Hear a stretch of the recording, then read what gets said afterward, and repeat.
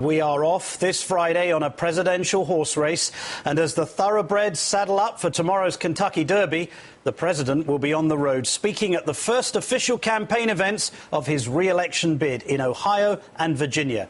But there's much more to this race than millinery and mint juleps, and Mitt Romney flew out of the gates this morning hammering the president for what he said were terrible, horrible, no good, very bad job numbers. Just this morning, there was some news that came across the wire that said that the unemployment rate has dropped to 8.1%. And normally that would be cause for celebration. But in fact, anything over 8%, anything near 8%, anything over 4% is not cause for celebration. Now, just to be clear, you heard Mitt, right? The unemployment rate dropped. That's what he's on about. Unemployment down to 8.1%, 115,000 jobs added. So perhaps not as bad as all that, but disappointing, as the president himself admitted today when he challenged Congress to help him do something about it. There's still a lot of folks out of work, which means that we've got to do more. That's why next week I'm going to urge Congress, as they start getting back to work, to take some actions on some common sense ideas right now that can accelerate even more job growth. 4, 3, 2. Of course, that brought the predictable chorus of contempt from the House Republican leadership, speaking from their home districts where they're taking yet another much-needed recess, not to work on creating jobs for others, but to work on keeping their own. Speaker John Boehner, President Obama has shown what doesn't work. Now it's time to try something we know will, getting the government out of the way of families and small businesses. Majority Leader Eric Cantor, in the House, we are working to lower taxes, cut red tape and empower small businesses to grow and create jobs. We believe our nation's job creators know best how to allocate capital and grow their businesses. Yes, let unfettered, unregulated industry reign. We've seen how well that works, haven't we? And while Romney's had a year to try to convince the voters of his laissez-faire philosophy, in at least one battleground state, they don't appear to be buying it. According to a new Virginia poll out today from the Washington Post, the president leads Romney by 7 points, 51 to 44%. And those crucial independents, well, the president with a 10-point lead, 51 to 41%. And in case the map of Virginia events this week doesn't tell you how critical the state is in this election, let's let Mitt Romney and the state's governor, Bob McDonnell, tell us. This may well be the state that decides who the next president is. I think most would say that it's a very tough path for a Republican to win the presidency without winning Virginia. You got that right. We have got a fantastic Friday panel. Joining us now with me here in New York, MSNBC political analyst Michael Eric Dyson, a professor at Georgetown University. In Washington, Democratic strategist Julian Epstein, and MSNBC political analyst and former DNC communications director Karen Finney, who's now a columnist for The Hill. Professor Dyson, Mitt Romney couldn't have been quicker in celebrating these less than stellar numbers. But 4.2 million jobs in 26 months. Is that to be sniffed at? Not at all. And first of all, he's indicating that he should create 500,000 jobs. That hasn't been done. You know, I think the mathematics since suggests, the Industrial Revolution. Exactly. And certainly only 16 times in modern history. So the reality is that he's selling us a pile of mess that doesn't smell too well. And the reality is that he's making an unreasonable assertion about what the president should be doing. Down 8.1%. Even black unemployment for the first time fell just a bit. So I think that the trends are moving in the right direction. But the Republicans, refuse to acknowledge any good thing this president does, and he says usually this would be a good number. But of course, because I'm running for president, it's not a good number. It's all seen through the lens of the campaign. Right. Karen, isn't it the height of audacity for Boehner and Cantor to condemn these job numbers, yet do everything in their powers to prevent the president from passing his Jobs Act, which Moody's Analytics have said would add 2 percentage points to growth and bring down the unemployment rate by 1 full percent within a year? You got it. And look, throughout the rest of this campaign, you're going to see more of this moving the goalpost, right? Because at one point it was, let's create X number of jobs, and now it's 8.1% isn't enough. It's got to be 4%. I think he's trying to give himself some leeway because we know it's not likely to get to 4% between now and November. So the idea here is keep moving the goalpost so that it keeps looking like the president isn't delivering on what he said he would do. And at the same time, I think that's why it's for us to say, okay, Mitt Romney, what are you going to do to get unemployment down to 4%? Because we already know from experience, if we go back to the policies that you're advocating, that's when we lost jobs all over again. Right. Julian, at the same time as creating 4.2 million jobs in 26 months, the nation has slashed 600,000 public sector jobs. Again, bridges and roads are crumbling. The president wants to put people to work.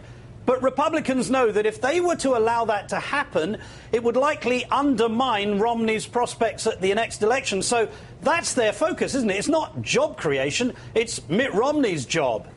Yeah, and I think it's obstructionism, and I think that this election will be about accountability. It's not just that Republicans have consistently blocked efforts that we know that, like the stimulus, that we know would in fact work. It's when Republicans were in control in 2008, we were losing 750,000 jobs a month. We're now gaining somewhere between 100 and 200,000 jobs a month. That's a net swing of about 900,000 or a million jobs per month, a net positive swing. That hasn't been done in recent times. But I think the rule of thumb here is that the most important day we're looking at during this election period is the first Friday of every month when the jobs numbers come out. If we're doing about 200,000 jobs a month, Obama is the presumptive favorite. He's in very, very good shape. If we're closer to 100,000, then I think Obama's in trouble. So there is some cause for concern with today's numbers. However, the key things I think to look at are not just a 1-month snapshot. It's more like a 6-month snapshot. If you take the 6-month average, we're close to 200,000 jobs a month. If you look at the unemployment claims from just last week, the numbers we just got the other day, those numbers are also very good. So the important thing for economists are trends, and I think the White House can make a very strong argument that trends are in the right direction. Do you agree with that, Professor? Absolutely. When you talk about the trends, historically, the data suggests that those presidents who are in office who enjoy an upward trend, even if it's by a small percentage, will be the presumptive, candidate who will win. And as a result of that, I think that Mitt Romney strategically is trying to, as Karen Finney said, trying to move the goalposts to suggest that no matter how good it looks and how good the trends are pointing to, the positive outcomes, that they will always be read negatively. So the campaigning here is rather vicious. And as Julian said, is obstructionism on the part of the Congress to refuse to work with the president to make those numbers better. So that what they're doing, again, is holding the country hostage to their narrow, parochial political beliefs. Which is Romney's election. Karen, let's talk about Virginia for a moment, because you can't cross your lawn in the Commonwealth these days without running into a presidential candidate. Mitt Romney says it could decide the election, and yet he's 7 points behind there. Might he look at the polls before he makes his declarations, just as he did with the China situation and again with regard to bin Laden? You mean have some facts and data before he opens his mouth? Come on, Martin, that's ridiculous. Oh, sorry. Okay. Well, I just thought maybe. But it's true. But yes, Virginia has become a swing state, and here's what Mitt Romney is not paying attention to, but I imagine some of his people are paying attention to. This has been a process in the making. I mean, we started, remember, back in 2006 with the election of Jim Webb. I mean, that's when we first started to see this state actually turning into a more fertile ground for Democrats because of the demographic changes. And then so we've seen that sort of play itself out over these last years. And that's why I think there is real optimism that Democrats can win in Virginia and hold on to Virginia. Don't forget, Virginia is also a state where President Obama actually lost the white vote, but won the African-American vote. And because of the size of the African-American vote, actually won the state. So it's important to not just look at those top line numbers, but when you disaggregate that data, it tells you a much deeper story. Right. And I mean, is somebody trying to tell me that, Mitt Romney's going to get the black vote in Virginia? Really? I don't think so. Karen, I wanted to mention something else to you. Romney doesn't seem to be helped by the fact that he's down 18 points in Virginia, as we see, with the largest voting bloc, and that's women. And yet the president has faced some backlash over his latest effort to win women voters, what is being called the Julia campaign, that shows how his policies help a woman at various ages of her life. What did you make of that campaign? Well, I mean, look, to me, it was, here are the ways that government plays a positive role in your life at all these stages of your life that you may not even be aware of. Because how many times have we all heard different people say things like, well, I don't want government in my life, but, you know, I need my Social Security. Okay.